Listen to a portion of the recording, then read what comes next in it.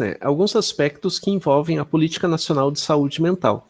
Esse aspecto de discussão que a gente vai fazer com vocês, ele tem por base a compreensão que a gente vem a ter sobre como se organiza, né, em termos legais no Brasil, elementos que visam preservar a saúde mental dos indivíduos na sociedade. E como que esse processo, à medida que vai se caracterizando, tenha como meta, né, fundamental a inclusão dos indivíduos, né, de tal modo que eles sejam produtivos na vida, no seu dia a dia. Um dos elementos, né, que faz parte desse processo e que está relacionado à nossa compreensão, né, dentro da psicologia, é justamente, né, aspectos correlacionados, né, à rede de apoio psicossocial, chamado de RAPS, e também aos centros de atenção psicossocial, que são os CAPs.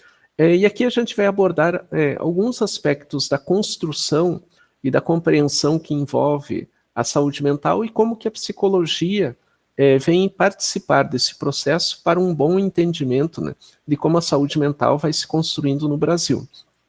É importante a gente salientar, né, que antes da reforma psiquiátrica que ocorreu no Brasil propriamente, havia uma caracterização, né, de que os indivíduos apresentando problemas, né, a forma de resolver esse contexto era pelo isolamento.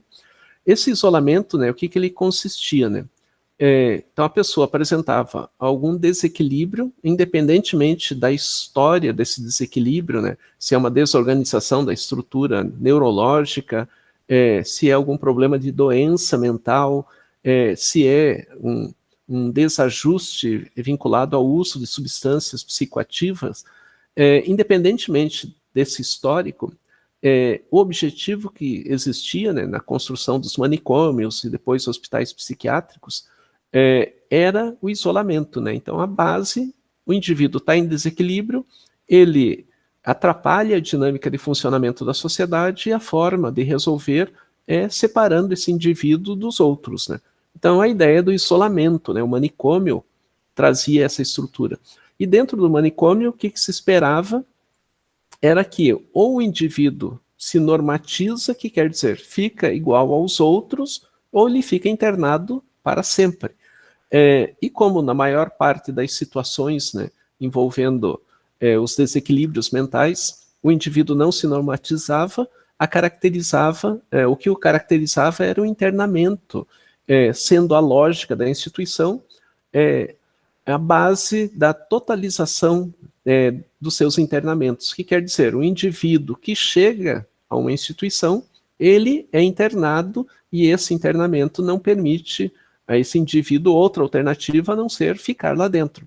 Porque qualquer ação que o indivíduo fizer vai ser interpretada e entendida, né, hermeneuticamente como uma característica do desequilíbrio dessa pessoa, né? E com isso, né, o indivíduo considerado em desajuste e sem possibilidades de avanços qualitativos, os direitos humanos, né, basicamente desapareciam, né? Ou seja, as pessoas eram colocadas em situações em que havia toda uma desvalorização da sua condição de humanidade, né? A gente tem um caso no Brasil bastante interessante de um senhor, né, chamado Bispo do Rosário, Arthur Bispo do Rosário. Vocês já ouviram falar nele? Arthur Bispo do Rosário. Alguém já ouviu falar? Não, professor. Arthur Bispo do Rosário, né, ele tem uma história, né, bastante interessante de desequilíbrios no seu dia a dia, nos relacionamentos familiares, até que ele foi internado no manicômio no Rio de Janeiro, né? E ao ser internado nesse manicômio, em alguns momentos, o Bispo do Rosário apresentava surtos, né?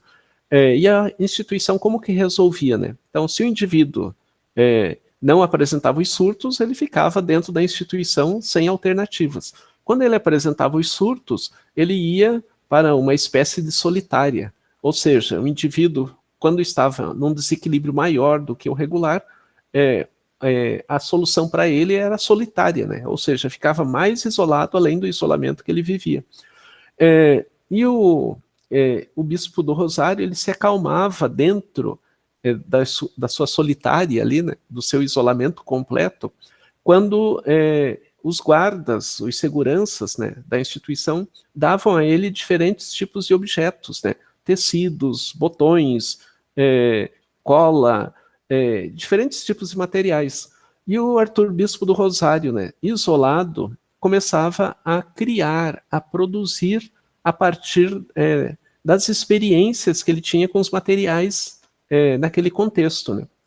E posteriormente, né, quando houve o fechamento do hospital psiquiátrico em que estava o Arthur Bispo do Rosário, quando se fechou, né, foram tiradas as pessoas de lá, quem estava pesquisando ali a instituição, vendo a violação dos direitos humanos que aconteciam, etc. e tal, encontraram os materiais produzidos pelo Arthur Bispo do Rosário.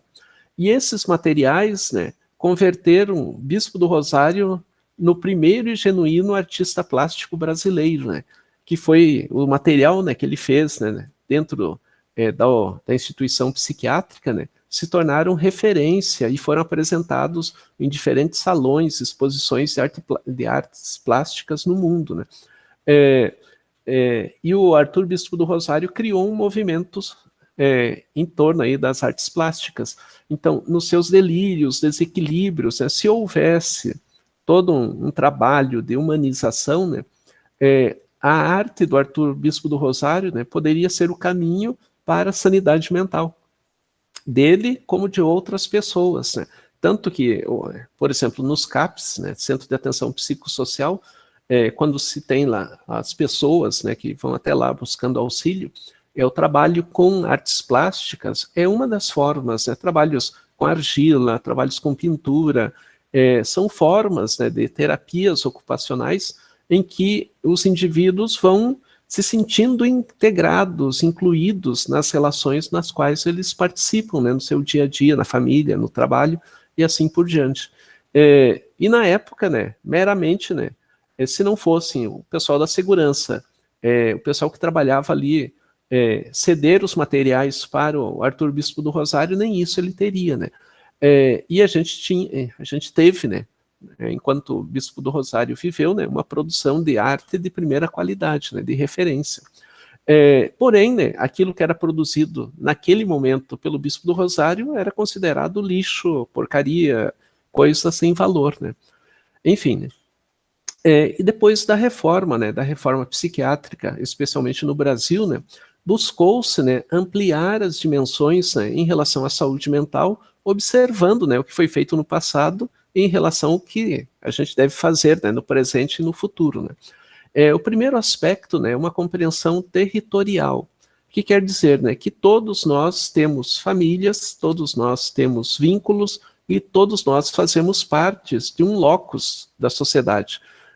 E que esse elemento é fundamental para a construção da saúde do indivíduo, que quer dizer basicamente que se o indivíduo entra em desequilíbrio, a família tem que ter um suporte para que dê condições a esse indivíduo de reorganizar a sua vida, pegando um conceito que Michel Foucault, trabalhou, que era a sociedade cria os desequilíbrios. É a sociedade que tem que resolvê-los, e não esconder o indivíduo. Ao contrário, a sociedade deve trabalhar com o indivíduo no seu dia a dia, né, a família, para que o indivíduo, sendo acolhido, possa superar o próprio desequilíbrio que ele venha a ter, né. Esse processo, né, envolve uma complexificação do trabalho com a família, né, porque muitas vezes a família, né, então a gente pensando assim de modo concreto, né, eu tenho um familiar, o familiar entra em desequilíbrio mental, esse desequilíbrio provocado aí pelas situações de trabalho, de estresse, de ansiedade, insegurança, etc. e tal, faz com que ele entre em desajuste. A família cuidar desse indivíduo no desajuste não é um processo simples e fácil, porque a família não tem os instrumentos para esse tipo de trabalho. A família, ela vai pensar no modelo antigo da saúde mental, qual seja a melhor forma de resolver a situação desse indivíduo que está apresentando os desequilíbrios mentais é internando num hospital psiquiátrico, e que esse hospital psiquiátrico resolva a condição de vida do indivíduo. Quando, ao contrário, né, a família tem que atender às demandas desse familiar, buscando conhecimento para poder acolhê-lo com qualidade. E nesse acolhimento do espaço familiar, né, exige-se por parte da família, né, tanto conhecimento de práticas como de ações que possam trabalhar toda uma condição de cuidado corresponsabilizado. O que quer dizer? A família cuida do seu parente, assim como as instituições, né, como um CAPS, que vai dar apoio psicológico, médico, fisioterapêutico, relacionado à enfermagem, às diferentes áreas do conhecimento, né? E à medida que a pessoa vai dividindo, né, a família vai dividindo, ou alguém responsável ali da família, com as instituições, né, como o CAPS, a ampliação da saúde mental do indivíduo vai ocorrer com maior intensidade. Tanto que ainda hoje, o grande problema, né, da implementação dos conceitos, né, voltados à territorialidade é justamente a condição de que a família seja fortalecida para que ela tenha o entendimento de que a família é responsável pelo cuidado e pelo tratamento de saúde do indivíduo, e não somente as instituições, onde a gente pode observar também na nossa realidade concreta, que muitas vezes as famílias não têm estrutura mínima para poder fazer todo um processo de corresponsabilização em relação ao tratamento do indivíduo. E a solução, né, que parece, entre aspas, mais óbvia, é a internação, né? Põe no hospital psiquiátrico e lá o hospital vai resolver, e quando esse indivíduo estiver plenamente bem, ele volta para a família. Enquanto ele não estiver bem, ele continua lá.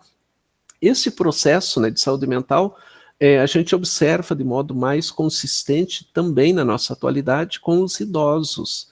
Então, cada vez mais na nossa realidade brasileira, as pessoas envelhecem e vivem mais, envelhecendo, vivendo mais, né, nem sempre as pessoas têm toda uma dimensão da saúde em equilíbrio, né?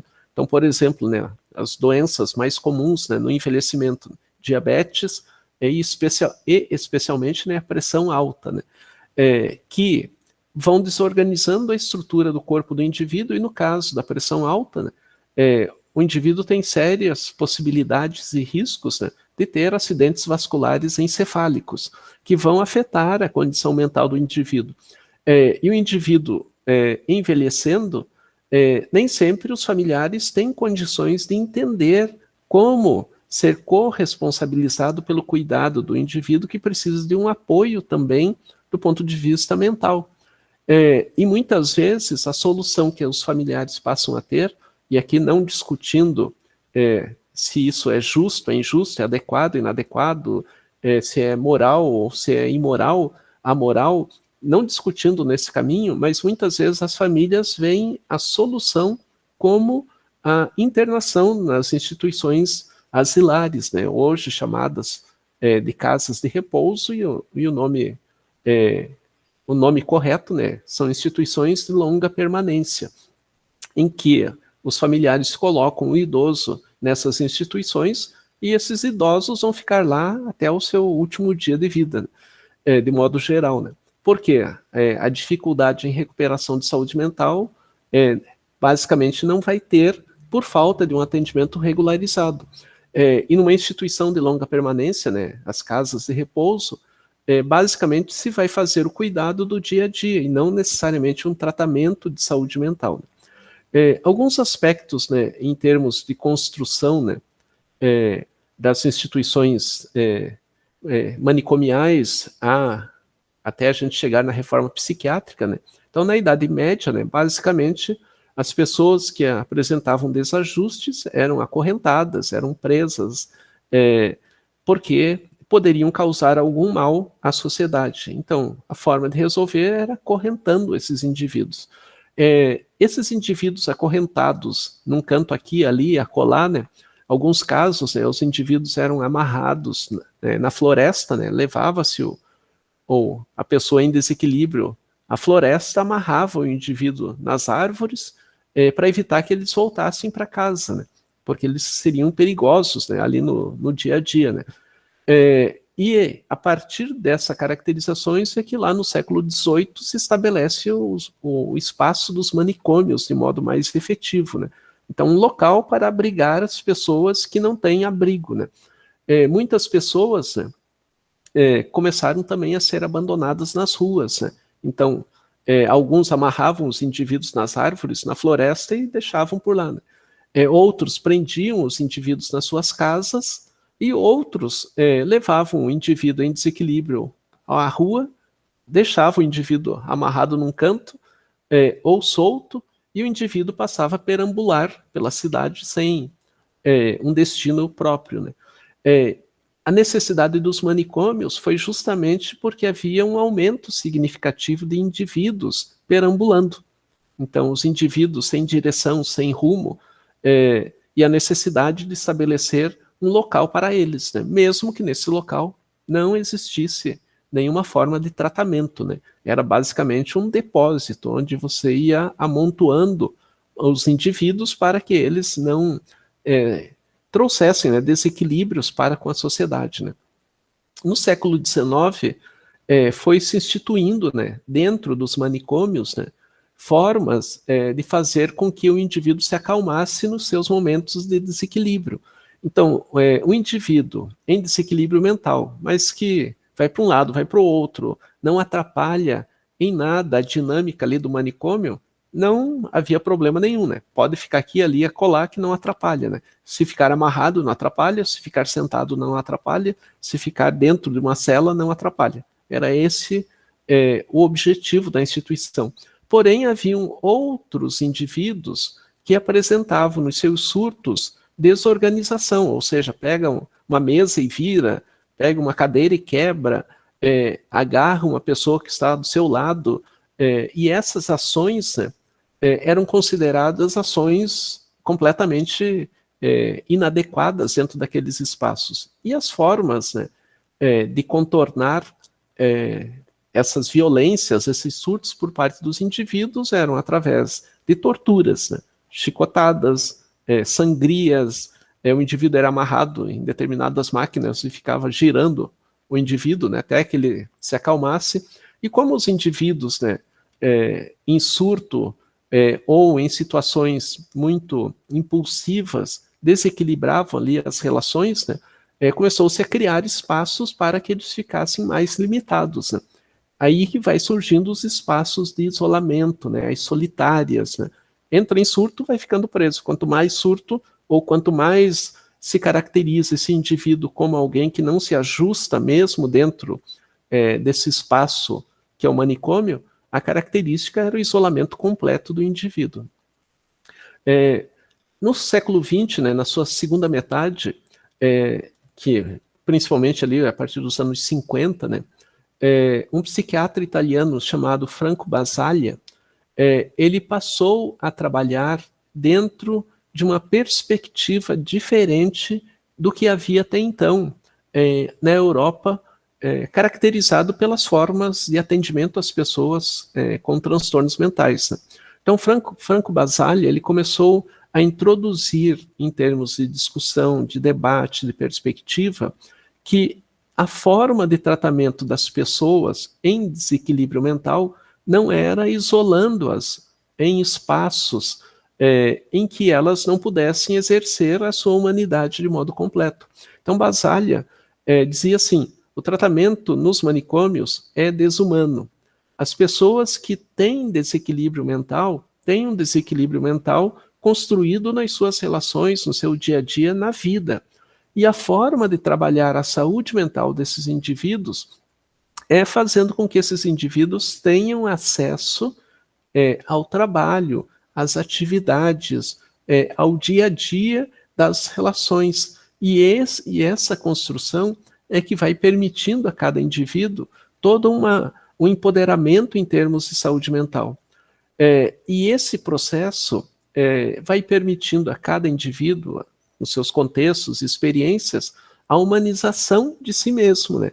O indivíduo se humaniza na relação com o outro, porque é assim que a gente se humaniza, né? Eu vou aprendendo a andar, a falar, a pensar, a partir dos vínculos que as pessoas que cuidam de mim, que me atendem, venham a ter, né? Então, a criança depende do pai, da mãe, dos seus cuidadores, para que ela possa perceber o mundo, entender o mundo. E é isso que o Franco Basaglia trazia. E o Franco Basaglia começou a estabelecer, né, um movimento, né, de tratamento em saúde mental, né, MTSM, caracterizado e denominado, né, de modo mais comum como a luta antimanicomial, que quer dizer, não vamos internar os indivíduos, vamos retirar os indivíduos de uma situação de internação perpétua, né, para que eles possam ter o seu dia a dia de relacionamento, de trabalho, de compreensão, e com isso, né, se propicie a cada um deles a saúde mental. E o Franco Basaglia passa a ser, né, um entusiasta desse movimento, né, do fim dos manicômios e a construção de uma reforma psiquiátrica na Europa, né, especialmente na Itália, que venha a dar base para a valorização dos indivíduos, né? E esse trabalho do Franco Basaglia, né, que começa nas suas experiências, né, então ele, como estudante de medicina, visitou, trabalhou, fez estágios em hospitais psiquiátricos, especialmente na Itália, e posteriormente, né, ele vai encontrando, né, situações de desvalorização da humanidade em relação a pessoas que poderiam estar no dia a dia, né, convivendo com suas famílias, trabalhando, e isso vai mobilizando o Franco Basaglia a construir, na década de 70, né, um primeiro espaço em que as pessoas em desequilíbrio mental começaram a fazer atividades, né, organizando ações, né, sejam ações manuais, trabalhos manuais, sejam trabalhos intelectuais. E esse movimento, né, culminou na Itália, né, pela criação da Lei Franco Basaglia, que foi uma lei que se estabeleceu nos anos 70, início dos anos 70, com o fim dos manicômios, né, buscando o tratamento de saúde dos indivíduos em espaços que dessem a cada indivíduo a sua relação de autonomia, né? Então, a pessoa, mesmo que sofra com uma doença mental, não significa que essa pessoa não tenha o direito de fazer escolhas, o direito de buscar alternativas, o direito de pensar sobre aquilo que está à sua volta. Ao contrário, o Franco Basaglia buscava a potencialidade dos indivíduos, né, nas suas relações com o mundo, com aquilo que está à sua volta. O que o Franco Basaglia fez, né, nos anos 60, anos 70, né, embasado aí no todo o processo de luta antimanicomial, é o que gerou a criação no Brasil, né, dos Centros de Atenção Psicossocial, os CAPs. O modelo do CAPs, ele tem a base e a característica do que o Franco Basaglia, nos anos 60 e 70, construiu, né, nessa luta antimanicomial, né. E também, né, nesse período, né, no final do século XX, né, especialmente, né, no final do século XX, surgiu a reforma psiquiátrica, né, e essa reforma psiquiátrica com as características de se perceber como tratar o indivíduo em desequilíbrio mental.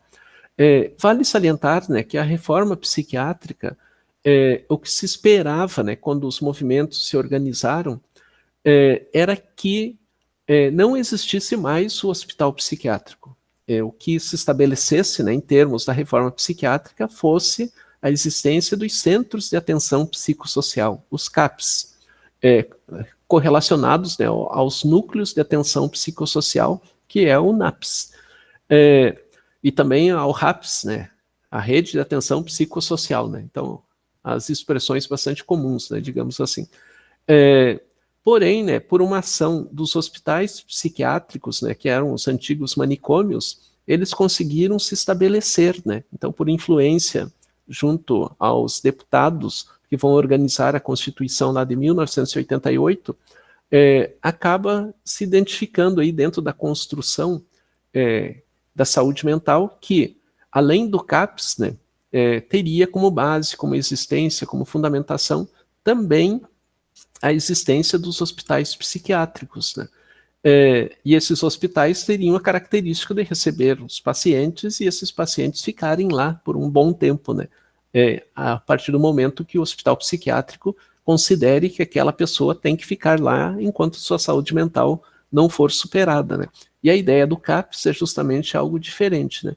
Então o CAPS, né, ele vai se estruturando nos anos 80, antes mesmo da Constituição, em experiências, né, que vão ocorrendo principalmente em São Paulo, e o CAPS, né, ele tem a seguinte característica, né? Então, Centro de Atenção Psicossocial, que quer dizer, é um espaço que tem por base a atuação de psicólogos, assistentes sociais, enfermeiros, médicos, fisioterapeutas, terapeutas ocupacionais, entre outros profissionais que estão atuando ali, né? Pessoal da limpeza, pessoal, os motoristas, né, que vão fazer a condução do paciente de um lugar para o outro, e as redes de apoio que vão se construindo dentro do CAPS ali, propriamente dito, né? O CAPS, né, a característica é que a pessoa em desequilíbrio, vivendo uma situação mental desorganizada, ela vai até o CAPS. Ela pode ir sozinha e ela pode ir com seus familiares. E lá no CAPS, todos os profissionais se apresentam a essa pessoa que chega e vão fazendo as entrevistas iniciais e organizando as formas de tratamento. Dentro desse encaminhamento, a pessoa ela teria, né, assistência, né, médica, onde seria avaliada, né, no seu estado de saúde mental, teria o trabalho realizado por um psicólogo, né, de acompanhamento em atividades coletivas e não individuais. No CAPS, né, a atuação do psicólogo, ele faz intervenções individuais para identificar características específicas que a pessoa venha a ter na sua condição psicológica, mas o psicólogo no CAPS, ele vai valorizar as intervenções em grupo. Então, 5 pacientes, 10 pacientes, trabalhando determinadas temáticas que envolvem as relações sociais, envolvem o entendimento do indivíduo no seu vínculo com os demais. Ou seja, o psicólogo vai trabalhar muito em grupo dentro do Centro de Atenção Psicossocial. Outros profissionais, né, como por exemplo, terapeuta ocupacional, vai desenvolver atividades de jardinagem, de marcenaria, atividades que coloquem o indivíduo em termos de produtividade. Pode ser desenvolvido também por outros profissionais, né, das artes, né, o trabalho com argila, o trabalho com colagem, enfim, né, diferentes tipos de ações, né. E essa atuação do CAPS seria uma intervenção não hospitalar, porque a intervenção hospitalar seria feita pelo hospital psiquiátrico. O CAPS ele teria preocupação das intervenções sociais, tratando a saúde mental do indivíduo. E o indivíduo, junto com seu familiar, né, e depois ele mesmo, né, sozinho, você marca os dias, os horários, e a pessoa vai frequentando o CAPS. Então, a pessoa não vai ao Centro de Atenção Psicossocial porque ela é obrigada a ir. Ela vai porque ela vai compreendendo que para enfrentar o seu desequilíbrio, a pessoa precisa de organização. E essa pessoa vai ter uma rede, né, de coparticipação, que é a família, e vai buscar nos profissionais do CAPS toda uma condição de melhoria dessa saúde mental com as ações dos profissionais multidisciplinares ali atuando em relação ao indivíduo e aos indivíduos que estão ali. Então, o trabalho do CAPS é um trabalho que faz com que o indivíduo vá cada vez mais entendendo-se capaz da sua autonomia, da sua condição de estabelecer horários, atividades, envolver-se em programas que o CAPS vai oferecendo ao indivíduo, né? Uma coisa que a gente percebe, né, nos anos atuais é que muitas vezes os profissionais que vão atuar no CAPS, né, no âmbito da psicologia, muitas vezes não têm ideia do que é a história do movimento antimanicomial, não têm ideia do que é a característica de como que a saúde mental foi tratada ao longo dos tempos, e muitas vezes não se tem ideia, né, dos conceitos de Franco Basaglia, que são a base do trabalho do CAPS. E muitas vezes o psicólogo vai trabalhar no CAPS tendo como ideia o que ele acha que é para fazer no CAPS, né? Então o psicólogo ele acaba não investigando o que é um trabalho psicológico dentro do CAPS e vai fazendo o trabalho que ele considera que é o trabalho dele como psicólogo. Então, por exemplo, eu já acompanhei alguns CAPS aqui em Curitiba, e a maior parte dos psicólogos, né, priorizavam atendimentos clínicos individuais, como se tivessem numa sala de clínica atendendo seus pacientes, né? Então havia uma inversão do trabalho, né? E para os psicólogos era mais cômodo fazer um trabalho individualizado do que um trabalho coletivo, onde necessariamente, então, por exemplo, eu como psicólogo quero ser psicólogo clínico, ponto final. Quando eu adentro ao mercado de trabalho, no início, né, a gente tem algumas dificuldades para estabelecer um trabalho clínico individual pelas questões, uma sala, um espaço, os clientes que a gente vai formando, a clientela e assim por diante, demora um certo tempo. E muitas vezes o psicólogo acaba trabalhando em outras áreas para abordar a sua ênfase, né, que é o trabalho de atendimento clínico propriamente dito. E quando o psicólogo vai para o CAPS, né, vai trabalhar no CAPS, ele leva essa ideia de que ali é um trabalho clínico que ele vai realizar. E ao contrário, né, esse espaço não é um trabalho clínico. O trabalho clínico, ou trabalho de psicoterapia individual, é para a gente conhecer o paciente, suas características, seu perfil psicológico, digamos assim, e atuar com ele dentro dos grupos. Isso vai fazendo com que toda a demanda da atuação, né, seja significativa, importante e contribua de modo efetivo com os outros profissionais na produção de saúde mental. Então, quando o CAP surge nos anos 80, todos os profissionais que estavam ali tinham um compromisso com a luta antimanicomial. Então, todos os psicólogos, os médicos, os fisioterapeutas, assistentes sociais, todas as pessoas diziam: nós defendemos a saúde mental, somos parte do movimento antimanicomial e queremos construir uma relação de humanização dos indivíduos que sofrem com transtorno mental de modo qualitativo.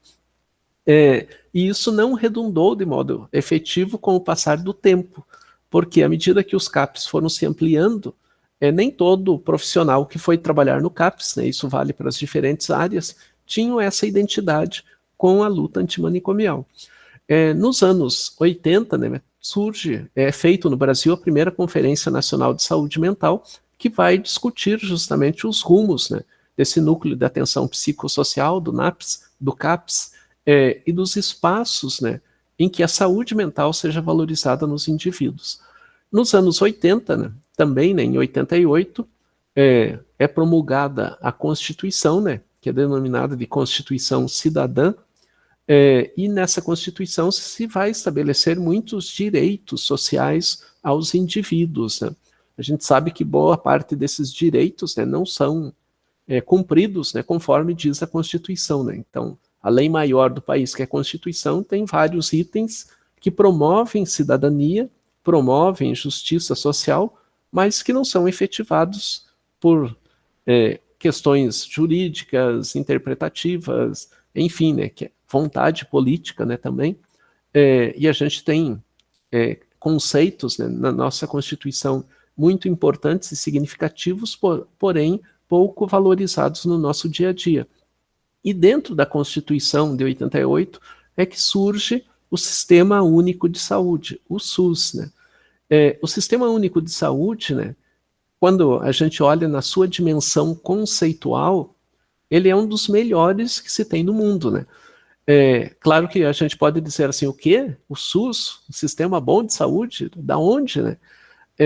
Na verdade, né, o Sistema Único de Saúde, ele traz, né, toda uma garantia de proteção aos indivíduos, independentemente de quem seja o indivíduo. Então, pegando o nosso exemplo, né, nós podemos ter planos de saúde, né? Então, tem um plano de saúde A, B, C, todos nós, digamos, tenhamos planos de saúde. Mas se a gente estiver andando na rua e formos atropelados, quem vai atender a gente? Não vai ser o plano de saúde, vai ser o SUS, né? Então, o SUS, né, vai atender em primeiro plano cada um de nós, e o SUS vai levar-nos aos hospitais vinculados ao Sistema Único de Saúde, né? Então a gente vai perto da Unicesumara, sofrendo um acidente, a gente vai para o Hospital do Trabalhador, a gente vai ser atendido lá. Então o Sistema Único de Saúde, ele se garante, né, como uma condição universal de atendimento a todos os indivíduos, independentemente de idade, de gênero, de condição socioeconômica, de cor de pele. É a garantia de atendimento a todos os indivíduos em caso de necessidade.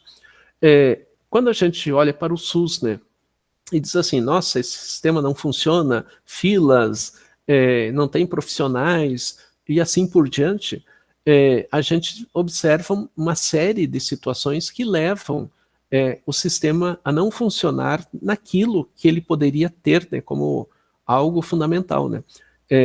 A primeira condição, né, é o descaso do próprio serviço público, né? Ou seja, os governos não dão a devida dimensão para que as instituições públicas, né, os hospitais vinculados ao SUS, o próprio sistema, né, funcione na sua qualidade que ele tem, né? Então o SUS não precisaria mudar uma vírgula das questões que o constituem em termos de documentos, né, conceituais. O grande problema do SUS é a aplicação. Então os nossos governantes, né, não valorizam o próprio Sistema Único de Saúde, onde a gente tem poucos hospitais, poucos profissionais, e com isso, né, vai se desfavorecendo a própria característica de um bom atendimento que o SUS poderia vir a ter, né? Então, por exemplo, na pandemia que a gente vive, né, quem está garantindo o atendimento da população é o Sistema Único de Saúde. E se ele falha no atendimento é porque há poucos investimentos na construção das instituições que venham a proteger os indivíduos no seu dia a dia. Por outro lado, muitos profissionais que atuam no Sistema Único de Saúde consideram que esse tipo de trabalho a ideia, né, falsa que a gente tem, que ser funcionário público significa não se dedicar às atividades, significa aquela ideia, né, ganhar muito e trabalhar pouco, né? Tanto que a gente observa, né, em algumas áreas do conhecimento, profissionais que deveriam estar atendendo nos hospitais, né, nas clínicas, nas unidades de saúde vinculadas ao SUS, né, que no horário de trabalho estão fazendo atendimento particular.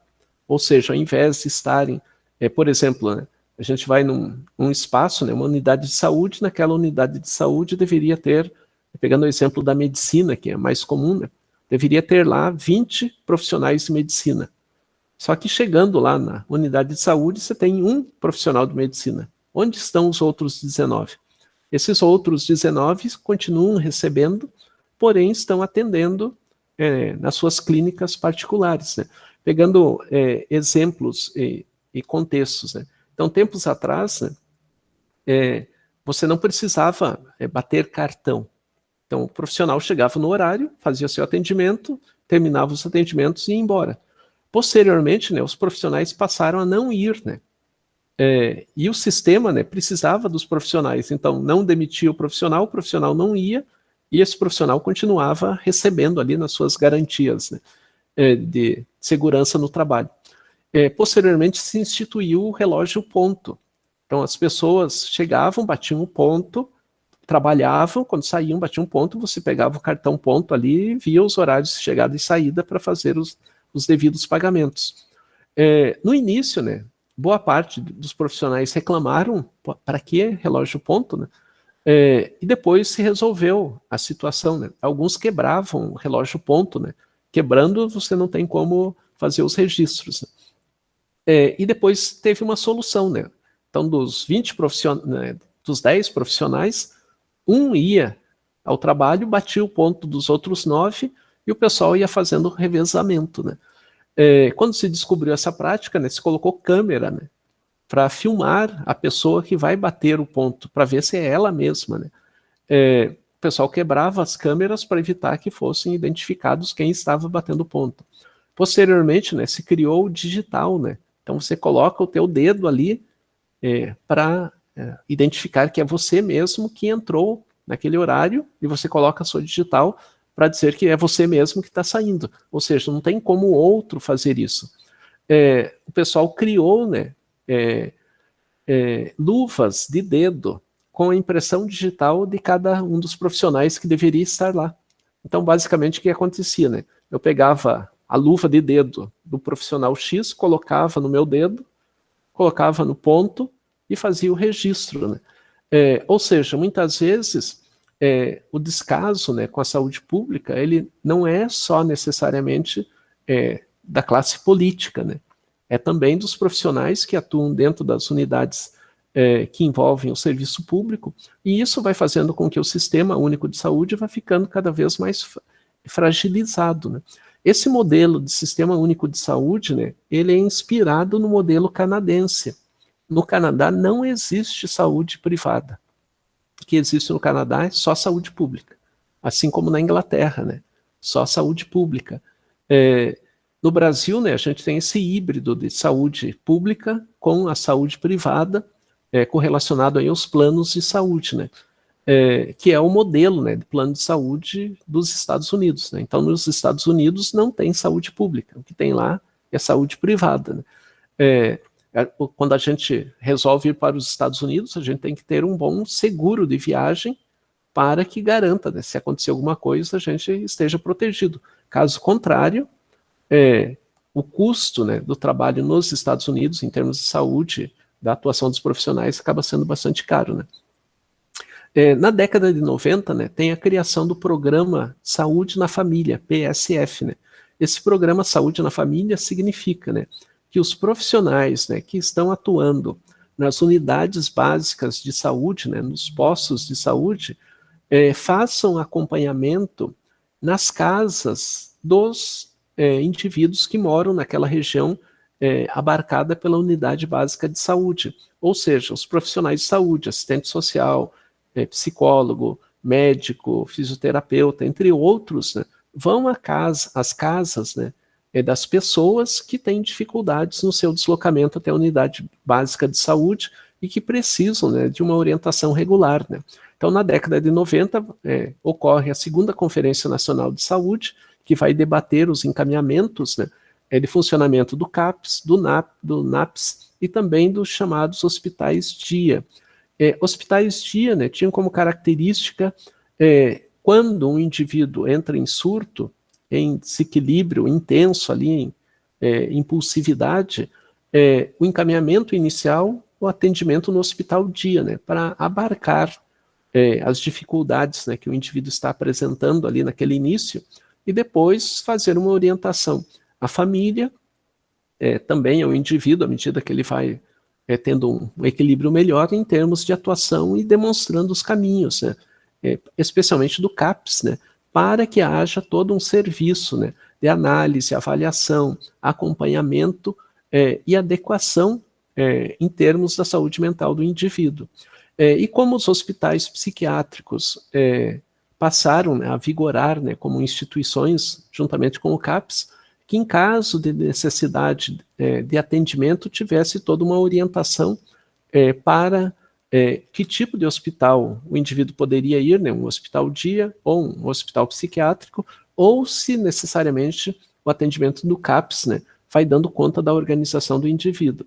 E na década de 90, né, tem a Declaração de Caracas, que traz como base a discussão de que nós devemos humanizar as pessoas que vivem problemas de saúde mental.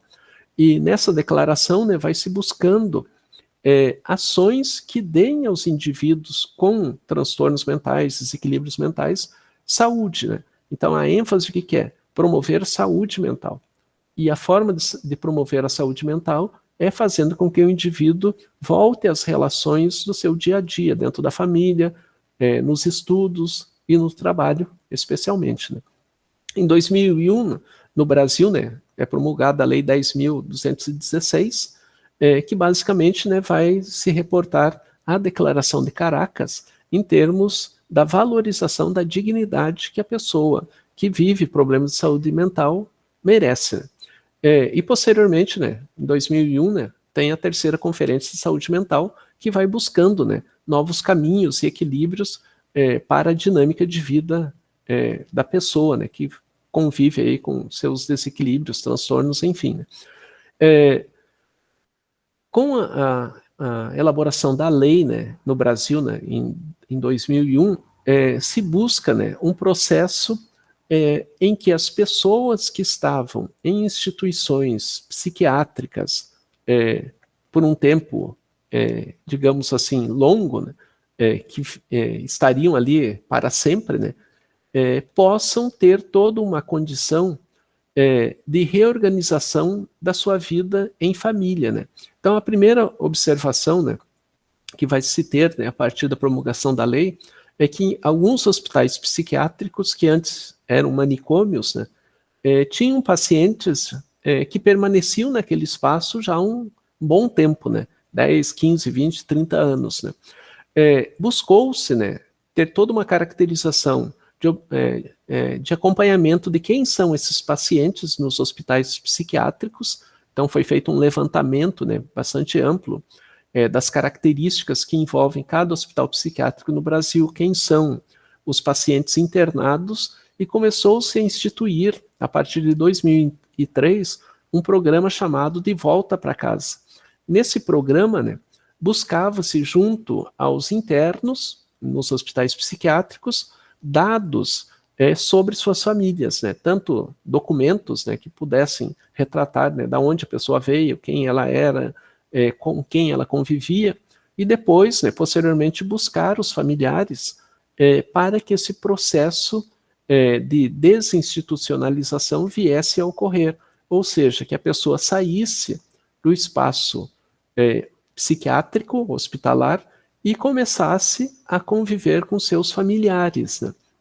O que se observou foram duas situações. Né. Boa parte dos indivíduos internados não tinham vínculos, relacionamentos com seus familiares, e boa parte dos que se encontrou algum vínculo, os familiares não o queriam de volta. Então os familiares diziam, a gente não quer saber dele, a gente não quer, né? E a gente não quer se responsabilizar, né? Que gerou toda uma outra dificuldade em termos, né, de implementação, pois necessariamente, né, quem fosse receber os até então internos de instituições psiquiátricas tinha que mudar, né, seu olhar sobre a realidade, sobre o mundo, a compreensão, né, da humanização, do acolhimento, e esse processo se tornou bastante complicado e é complicado até os dias atuais. Né. As estratégias, né, que se buscou para que houvesse toda uma condição de reorganização, né, da vida dos indivíduos em desequilíbrio, né, envolveram, né, o Programa Nacional de Avaliação do Sistema Hospitalar Psiquiátrico, né, que era justamente, né, entender como que as pessoas chegam nas internações, um programa, né, de reestruturação da assistência hospitalar psiquiátrica, com um vínculo direto ao Sistema Único de Saúde, programa, né, de volta para casa, e expansão dos serviços, né, de residência terapêutica correlacionados aos centros de atenção psicossocial. Essas estratégias, né, o que elas tinham em mente? Né? Que as pessoas não ficassem muito tempo nos hospitais psiquiátricos. Tanto que a característica que começou a se estabelecer, né, nesses diferentes programas era que, se a pessoa for internada num hospital psiquiátrico, esse hospital psiquiátrico vai desenvolver atividades com esse interno por um período de 2 a 3 meses, e após esse período, o indivíduo vai retornar à família. Então, por exemplo, eu tenho um familiar, ele tem um problema, eu não sei como lidar com o problema que ele apresenta, eu vou até um hospital psiquiátrico, chego nesse hospital psiquiátrico, né? Então, por exemplo, nós temos o Hospital São Julián, que fica em Piraquara, né, que atende a maior demanda aí de pacientes em Curitiba e região metropolitana, né, que tem problemas de saúde mental. Chego lá no hospital psiquiátrico, digo que tem um problema com o meu familiar, o hospital recebe esse paciente, né, e o vínculo é com o Sistema Único de Saúde, ou seja, um serviço público, vai se desenvolver todo um trabalho ao longo ali de 2, 3 meses, e ao fim desse trabalho o paciente recebe uma alta, volta para casa, E a gente começa a desenvolver em casa, né, nesse programa, né, de volta para casa, toda uma situação de ações para que a saúde mental seja preservada do indivíduo da melhor maneira possível. E com isso, né, se tenha toda uma adequação para que o indivíduo vá se reorganizando da melhor forma possível. Né? O que se observou no início é que as pessoas, né, quando chegavam ao hospital psiquiátrico, preenchiam as fichas de modo adequado e tal, mas a expectativa era que esse paciente, quando voltasse para casa, voltasse 100% com saúde mental. E as pessoas não voltam com 100%, pois a gente tem a corresponsabilidade na casa de tentar atuar de formas diferentes, né, mudando as nossas perspectivas, né, subjetivas, culturais, em relações à expectativa que o indivíduo seja, entre aspas, curado, né, do problema, mas que ele esteja em tratamento dentro de casa. O que acontecia é que os familiares, quando recebiam o paciente, ficavam surpresos, né, em recebê-lo dentro de uma condição em que ele não estava plenamente com saúde mental. E as pessoas voltavam ao hospital dizendo: está aqui o paciente, vocês não me entregaram 100% como eu gostaria que fosse.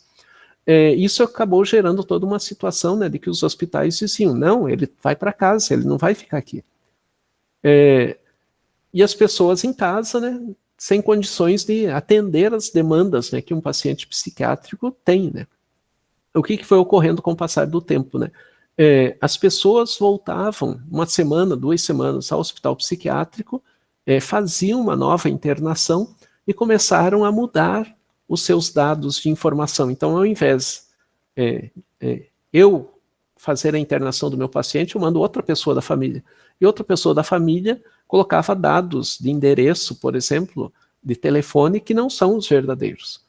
E o hospital, quando fazia o reencaminhamento, né, de volta para a casa do paciente, não encontrava os seus familiares, né? Tanto que, dentro dessa situação, em alguns hospitais, né, pegando o exemplo do San Julián, tem pacientes que estão lá 15 anos, 20 anos, porque os familiares não querem saber dele pela desordem mental que o paciente vem apresentar.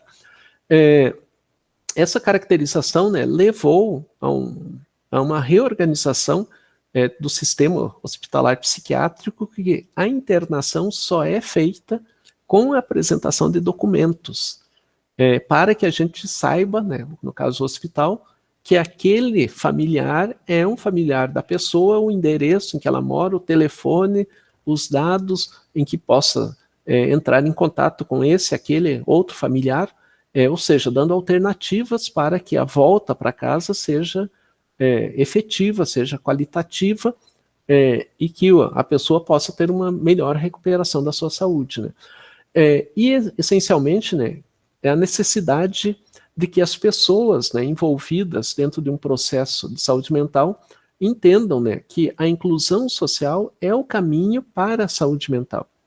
E o programa de saúde da família, né, que é os profissionais de saúde indo às casas das pessoas, é justamente para caracterizar a perspectiva de que a gente tem que aprender a conviver com a pessoa que tem uma desordem mental, e a saúde mental da pessoa vai melhorando quanto mais essa pessoa tiver inserções dentro da sociedade, participar da sociedade como um todo. Né? E também, né, da própria construção da lei em 2001, né, a ideia de que fossem construídos vários espaços nos municípios de centros de convivência. E esses centros de convivência em que as pessoas vão se encontrar, vão partilhar suas ideias, suas angústias, suas perspectivas futuras, e onde também os profissionais de saúde vão estar atuando para promover, né, a inclusão dos indivíduos como um todo, né, seja no trabalho, nos estudos, em ações, né, que deem qualidade à vida de cada indivíduo. O que se percebeu, né, digamos assim, né, que a relação de cuidado é ela que vai dar perspectivas para que a saúde mental seja organizada. E com isso, né, um elemento fundamental é a coesão social. O que quer dizer? quanto mais os grupos sociais conviverem de modo equilibrado, né? Então, por exemplo, nos bairros, né, os centros de convivência, né, praças, espaços onde os profissionais, né, de saúde possam estar atuando, né? O programa Saúde na Família, em que os profissionais vão até as famílias e vão discutindo, né, situações de equilíbrio, de boa organização, orientando, ensinando, né, como que a gente deve entender a vida, as dificuldades da vida. Isso vai promovendo saúde mental.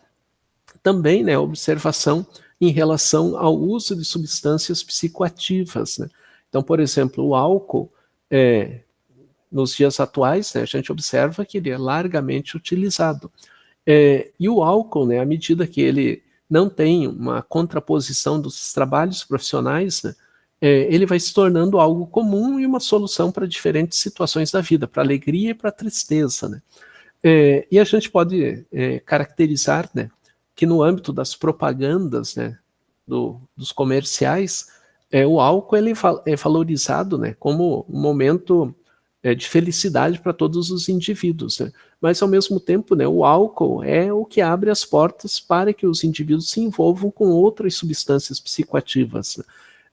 E ao mesmo tempo, né, se esse uso não é um uso adequado, regular, né, o indivíduo vai se descompensando e vai utilizando substâncias cada vez mais que provocam mais desequilíbrios nos indivíduos, sendo o abuso de substâncias psicoativas uma das grandes causas do desequilíbrio mental, né, de gerar problemas de saúde mental nos indivíduos, né. E os elementos, né, que vão fragilizando a coesão social estão relacionados, né, à desigualdade social persistente, né, ou seja, a pirâmide brasileira, né, é uma pirâmide bastante de base bastante curta, né, digamos assim, ou melhor, a pirâmide brasileira, né, tem uma base ampla, mas a ponta da pirâmide é bastante curta, né, que faz com que a desigualdade social seja bastante intensa. E essa desigualdade ela vai se ampliando nas dimensões de quando ocorre o processo de migração. Então, na migração, as pessoas saem das suas cidades, principalmente do interior, e vão para as grandes capitais, né? Então, lá no interior, a dificuldade de empregabilidade. Lá eu tinha minha casa, tinha meu espaço, tinha minhas relações de amizade, porém, as dificuldades econômicas fazem com que eu veja perspectiva saindo daquele local, indo para as grandes cidades. E chegando nas grandes cidades, eu vou me deparar com as dificuldades de moradia, as dificuldades da própria empregabilidade, as dificuldades dos relacionamentos sociais, e os indivíduos vão indo para os extremos das grandes cidades, né, construindo do modo como se dá, né, a sua vida, né, o seu espaço, a sua condição, né, que favorece essa desigualdade social. Então, todos nós, né, temos o direito de migrarmos, né, de sairmos de um lugar e ir para o outro, mas a gente tem que ter o direito de que, ao fazer essas mudanças, tenhamos acesso à qualidade de vida, né, que não é o que acontece, e mantém a desigualdade social, fazendo com que as pessoas de uma dificuldade passem a viver outros tipos de dificuldades que não são atendidas, né, de modo geral, pelo poder público, né. Transformações políticas e econômicas, né? Então, por exemplo, a gente vive ciclos na nossa história recente aí do Brasil, né? Momentos de crise econômica que afetam toda a dinâmica política social, e alguns momentos de euforia econômica, né? Em que as coisas estão bem, a sociedade começa a funcionar de modo adequado, e como a gente não tem uma estabilidade, né, nesses aspectos, a gente acaba vivendo, né, crises constantes na nossa realidade que dificultam para aqueles indivíduos, né, que estão em desigualdade social. Então, quanto maior a desigualdade, mais difícil é para os indivíduos enfrentarem as crises econômicas, né. A crescente cultura do excesso, né, a cultura do excesso, né, aquilo que o Bauman comenta, né, da sociedade líquida, né, uma sociedade em que o excesso, que é o consumismo, né, vem a caracterizar todo o processo de significado da vida, né? O que é a vida? É o consumo, né? Como eu me sinto incluído, consumindo. Como que eu me sinto reconhecido na sociedade, consumindo. Então, uma sociedade do consumo, quem não tem acesso ao consumo acaba sendo excluído das relações, né? E esse consumismo gera o individualismo nas relações, né? Os valores tradicionais, né, de equilíbrio de uma sociedade, né, muitas vezes acabam sendo desorganizados, descaracterizados, né, que levam a comportamentos que não necessariamente valorizam a história, a legislação, a moralidade, né, de um determinado conjunto da população. Então, não é que os valores tradicionais tenham que ser mantidos para que a sociedade se torne equilibrada. É que os valores tradicionais devem ser compreendidos para a gente entender por que aquela lei foi feita. Eu sempre digo, a gente pode discordar de uma lei, mas enquanto a lei está em vigor, a gente tem que cumprir a lei. Se a gente discorda, a gente tem que criar movimentos sociais para que a lei seja mudada. Mas eu tenho que entender por que ela foi aplicada, por que ela foi, por que ela surgiu, né? Então ela surgiu por alguma determinação. Então os valores tradicionais também, né? Eles surgiram por algum aspecto. A gente tem que entendê-los historicamente para poder atuar para que eles se modifiquem, se transformem numa sociedade, impliquem numa sociedade melhor, né? E a nossa sociedade, né, ela se caracteriza, né, de modo geral, uma sociedade conflitante e não uma sociedade que supere os conflitos, né? Conflitos não é problema ter conflitos, o problema é não superá-los, né? E à medida que a gente vai superando as contradições sociais, a gente vai tendo uma sociedade que se organiza de uma forma melhor, né? E a gente tem sociedades no planeta Terra que estão melhor organizadas, né? Então não é algo impossível, né? Depende muito da vontade política, do envolvimento social de cada um de nós, né? Da cidadania, né? Urbanização rápida, ou seja, as sociedades vão se tornando centros urbanos numa dinâmica intensa que os vínculos sociais acabam se fragilizando.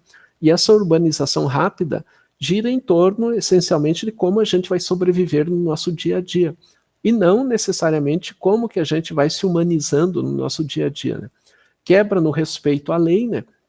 Então, quando a gente fala da pandemia, né, muita gente sai às ruas sem os cuidados devidos, né?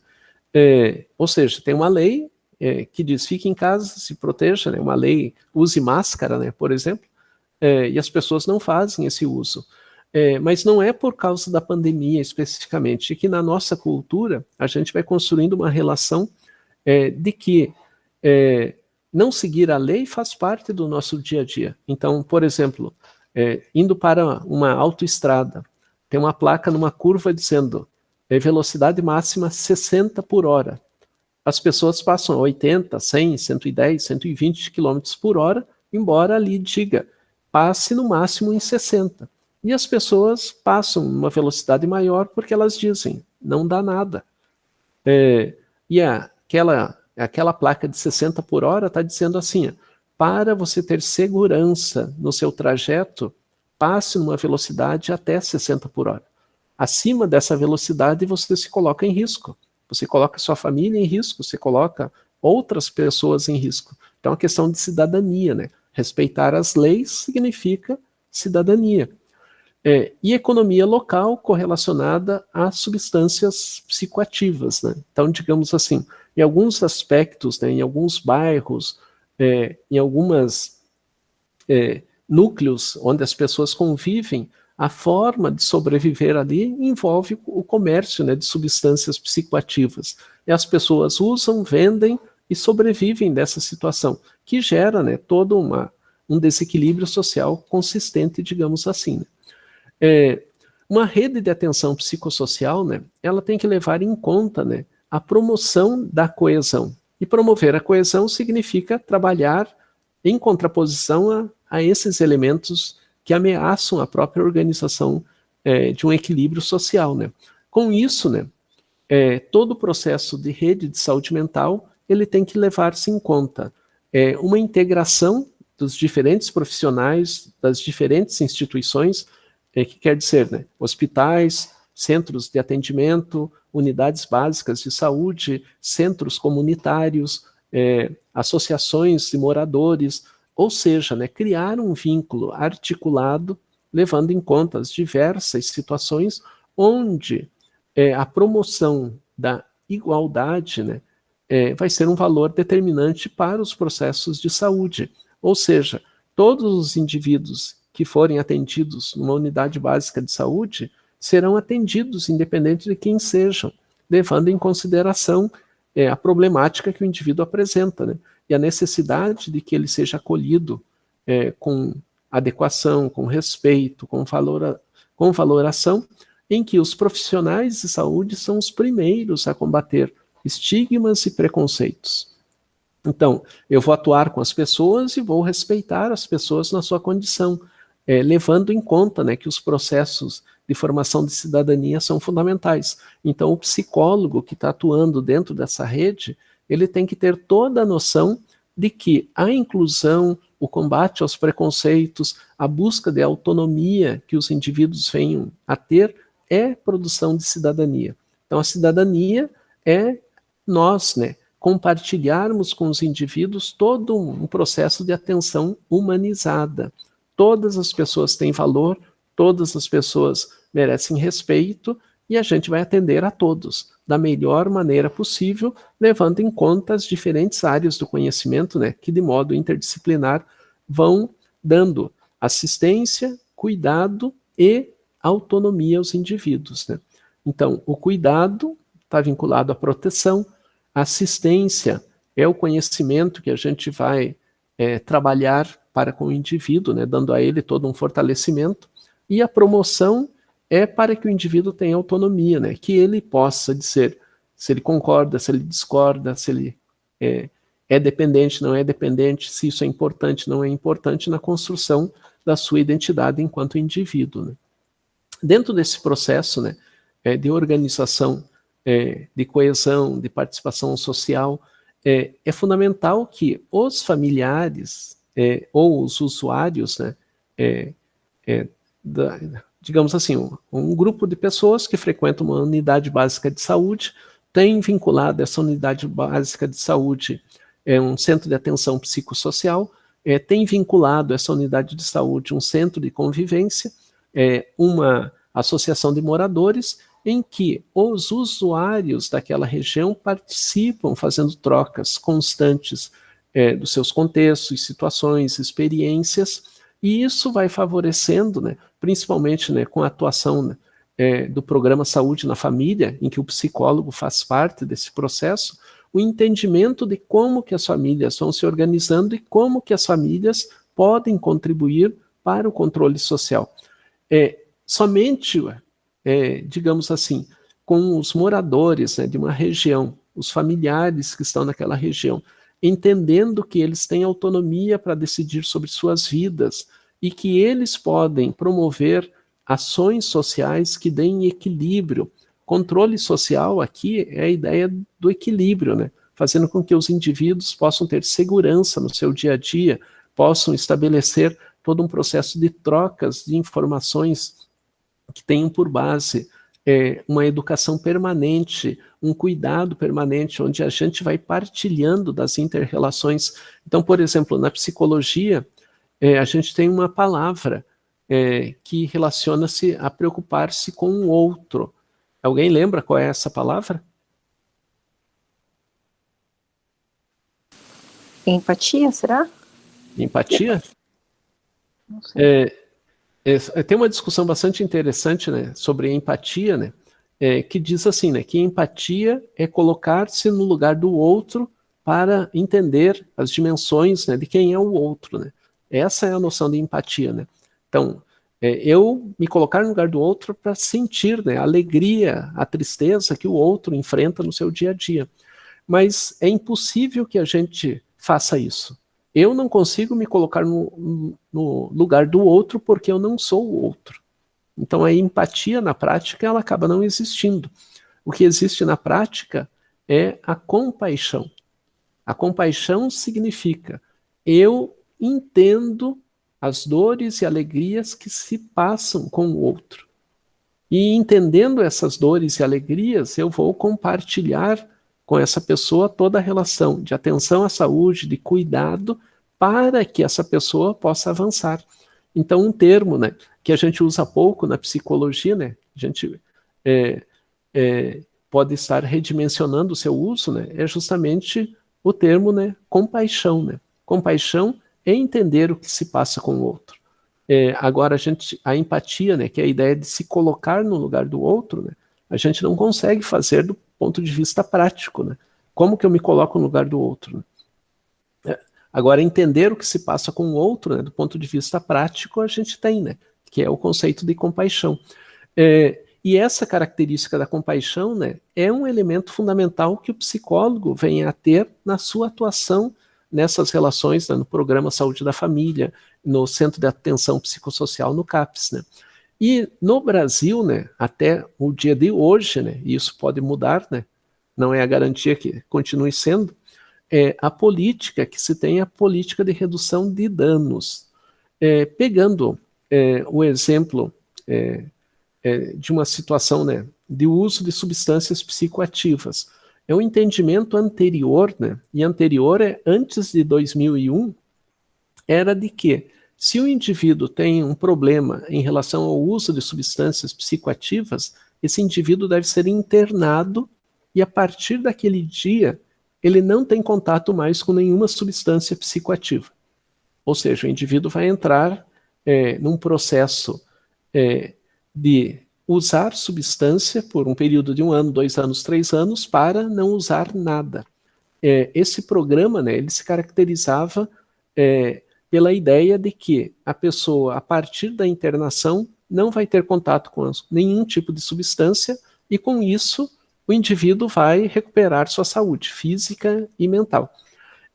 No plano prático, né, o que se observou é que, quando o indivíduo sai dessa internação, ele volta ao uso. E ele não toma consciência dos prejuízos que a ausência por um mês, 6 meses, 1 ano, do uso de substância, né, no tempo que ele ficou internado, ele não tem noção, consciência dos prejuízos que aquele uso de substância causam ou causaram na vida dele. Né. O programa de redução de danos, ele começou especialmente na Holanda, né, em Amsterdã, em termos de aplicação pública desse programa, que tinha como característica que se o indivíduo usa uma substância todos os dias, nos 7 dias da semana, né, se ele passar a usar 6 dias, ele está em redução de danos. Se ele passar a usar 3 dias, ele está em redução de danos. Se ele usava 3 substâncias e passar a usar 2, ele está em redução de danos. Então, o programa de redução de danos, ele tinha como característica fazer com que os indivíduos começassem a entender, ter consciência de como as drogas agem no seu corpo e os problemas que geram para o indivíduo e para as pessoas no seu entorno, à sua volta, e com isso houvesse um acompanhamento do indivíduo, né? Por exemplo, no CAPS, né? Onde vai tendo orientações, encaminhamentos, para que esse indivíduo vá reduzindo o uso de substâncias até que um dia ele pare de usar todas elas. Né? Ou, se fizer o uso, saiba das consequências do seu uso e tenha um controle sobre o uso. A expectativa, né, desse programa de redução de danos, em termos de dados, né, mostrou, né, que as pessoas começam a ter controle sobre o uso de substâncias que causavam desequilíbrios em cada uma delas. Porém, esse processo ele se dá em médio e longo prazo, e não em curto prazo.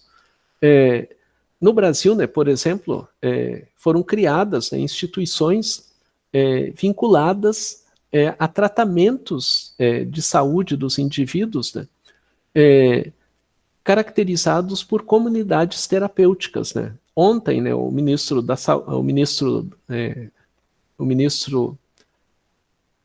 deixa eu lembrar aqui qual ministério que é, o Ministério da Segurança, não, Ministério...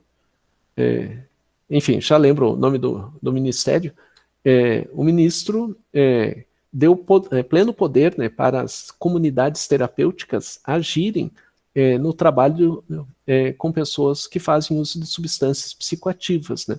O trabalho, né, realizado pelas comunidades terapêuticas, né, não tem como base o trabalho dos profissionais vinculados, por exemplo, a um CAPS, né? Então, uma comunidade terapêutica não precisa necessariamente ter assistente social, psicólogo, médico, fisioterapeuta, profissionais de educação.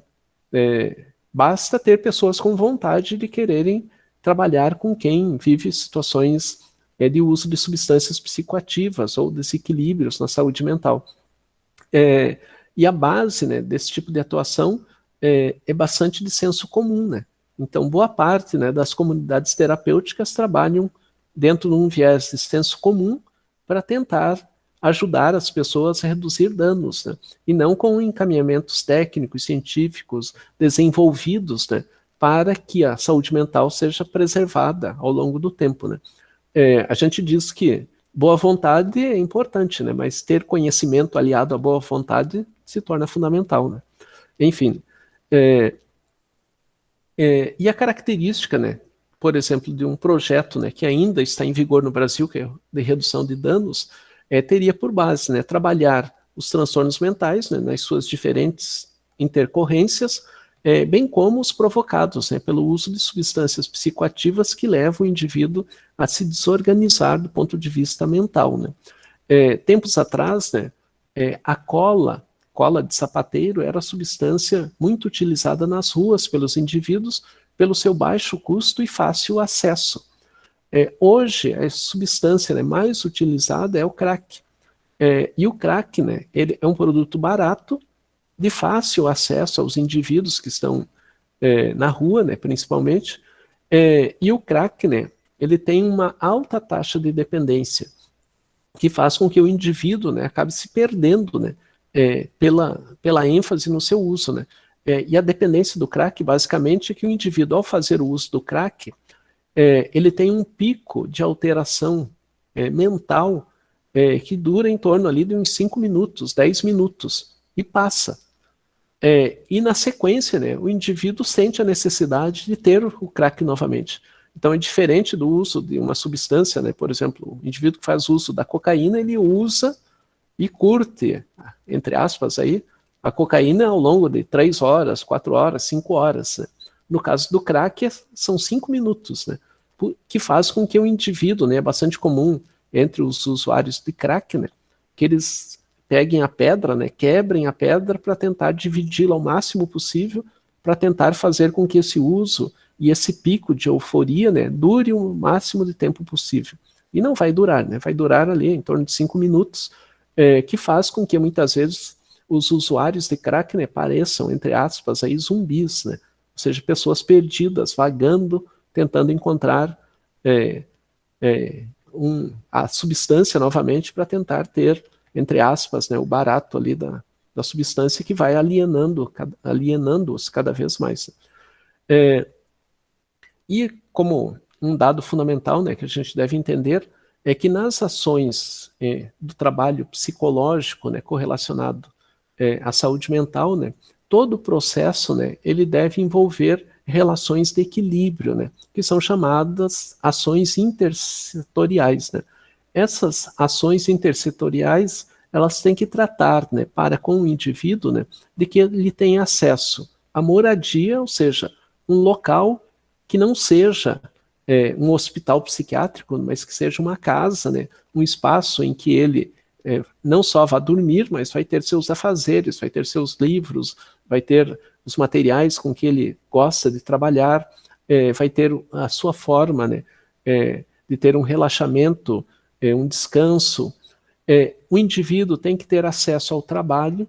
Esse trabalho pode ser um trabalho o mais diferente possível, né, mas que tenha um vínculo com a condição do indivíduo, né, que esteja numa relação desse desequilíbrio mental, porque o trabalho é produtor de saúde mental. Mas o trabalho produz saúde mental, né, quando a gente tenha toda uma organização de entendimento sobre aquilo que a gente está realizando. E quanto maior o entendimento, maior a ênfase em termos de ações que a gente possa vir a ter, né? E o indivíduo tem que ter um tratamento, um acompanhamento. E esse acompanhamento tem que ter uma regularidade. Então, por exemplo, quando uma pessoa que tem transtorno mental vai até o CAPS. Lá no CAPS, ele vai ter um tratamento desenvolvido por psicólogos e também por médicos. Esse tratamento, né, especialmente psicológico e médico, né, no caso médico, a necessidade de medicamentos, né, substâncias, para trazer o equilíbrio ao indivíduo. No caso do psicólogo, é a atuação com trabalhos, dinâmicas, que possam fazer com que o indivíduo entenda que é uma dependência, como ela marca a sua vida, quais são as características da dependência, as dificuldades que ele enfrenta, como ele pode ter alternativas para superar, o compartilhamento das discussões com outros indivíduos, né, que vão trazendo suas experiências, que vão sendo debatidas. E também no CAPS, né, o assistente social vai atuar mediando essas relações por trabalho para com o indivíduo, enquanto o terapeuta ocupacional vai desenvolvendo ali no CAPS atividades de trabalho para esse indivíduo. Então, no CAPS, né, as atividades ali orientadas pelo terapeuta ocupacional vão dando a dimensão de um trabalho, a dedicação do trabalho, sentir-se produtor de algo, e o assistente social vai buscar vínculos para que a pessoa tenha um vínculo de trabalho efetivo, onde ele vai desenvolver suas ações, vai ter uma remuneração. E o assistente social também vai buscar vínculos desse indivíduo com a família, né? A moradia, as pessoas que estejam ali ao lado desse paciente, né? Para que ele vá se sentindo acolhido, né? E caso não tenha a família, né, para dar esse acolhimento, que se tenha um espaço, né, por parte, né, das entidades sociais, com vínculos com a prefeitura, né, por exemplo, que criem esses espaços de moradia onde a pessoa possa ter o seu local, né? O local onde ela vai formar amizades, vai estabelecer vínculos, vai assumir responsabilidades. E esse processo, né, tratamento, moradia, trabalho, é o que vai dando ao indivíduo condições de enfrentamento e emancipação, autonomia, para que a sua saúde mental entre em equilíbrio. E com isso o indivíduo passe a ter uma maior valorização de si, uma melhor compreensão de si, implicando, né, diretamente para que, e contribuindo, né, implicando e contribuindo para a construção da sua saúde mental propriamente dita.